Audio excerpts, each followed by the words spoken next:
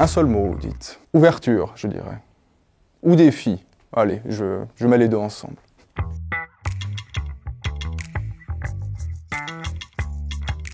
Cette spécialisation est composée de 3 parties. Tout d'abord un court bloc, ensuite un stage pratique et enfin un colloque de fin de formation. Elle permet aux étudiants de se préparer à la vie active, à une vie professionnelle dans le monde de l'édition, de la rédaction d'une revue ou encore dans la publication de travaux de recherche. Durant le court bloc, composé d'un certain nombre d'unités, il aura l'occasion d'acquérir les connaissances essentielles en matière de droit d'auteur, droit de l'image, de paléographie, des règles qui président à la correction d'épreuves, tout ce qui est nécessaire pour aborder l'écrit dans toutes ses composantes. Ensuite, le stage sera pour lui l'occasion d'approfondir durant tout un semestre les connaissances qu'il aura apprises dans le court bloc et de les mettre en pratique sur un corpus déterminé. Que ce corpus soit composé de manuscrits anciens dans les différentes langues qui sont celles de la faculté des lettres, espagnol, anglais, allemand, français, et de comparer pour un texte donné les différentes variantes données par des manuscrits et d'en établir le texte définitif assorti d'un apparat critique, d'une introduction et d'un commentaire. Lors de la 3e et dernière partie de cette spécialisation, lors d'un colloque, l'étudiant présentera son travail durant une vingtaine de minutes et ensuite fera circuler le livret qu'il aura réalisé durant le stage et qu'il aura mis lui-même en page.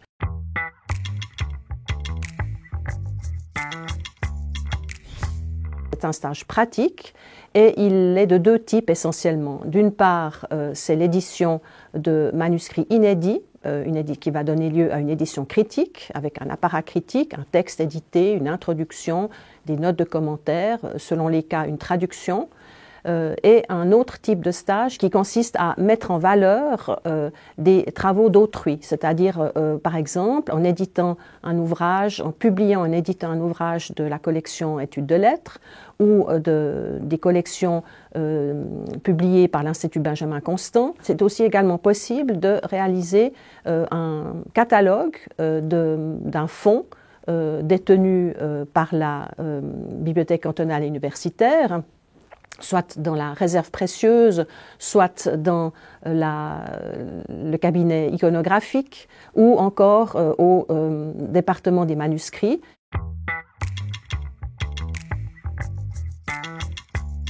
Après 3 années de bachelor, j'avais envie de sortir un petit peu du plan d'études et d'opter pour quelque chose un peu plus varié, un peu plus nouveau.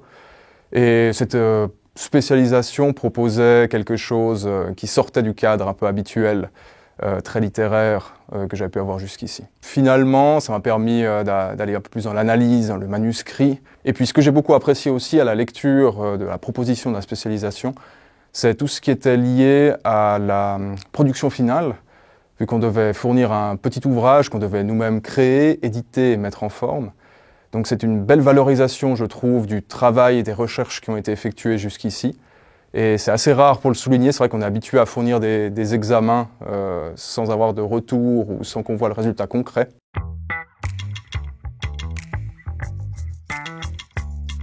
Alors je dirais un joli mélange de différentes connaissances générales, compétences techniques et même compétences transversales.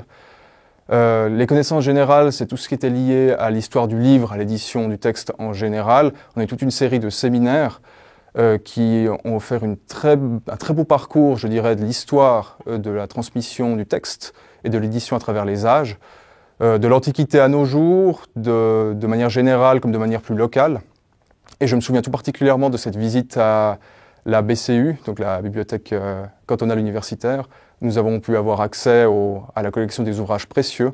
Et c'est là qu'on a pu vraiment avoir quelque chose de très concret, voir l'évolution du livre, manuscrit, imprimé, puis moderne, sous les yeux, donc avec un côté très, très tactile, beaucoup plus concret, qui était très intéressant à suivre dans le cadre de ce parcours théorique. Autre type de compétences, je dirais tout ce qui était plutôt technique, parce que c'est vrai qu'éditer un texte, c'est aller regarder dans le manuscrit, donc déchiffrer ce qu'a voulu mettre le copiste, résoudre les abréviations, faire des choix de texte, donc toute une série de compétences techniques et analytiques qui ont été très utiles pour la suite de mon parcours.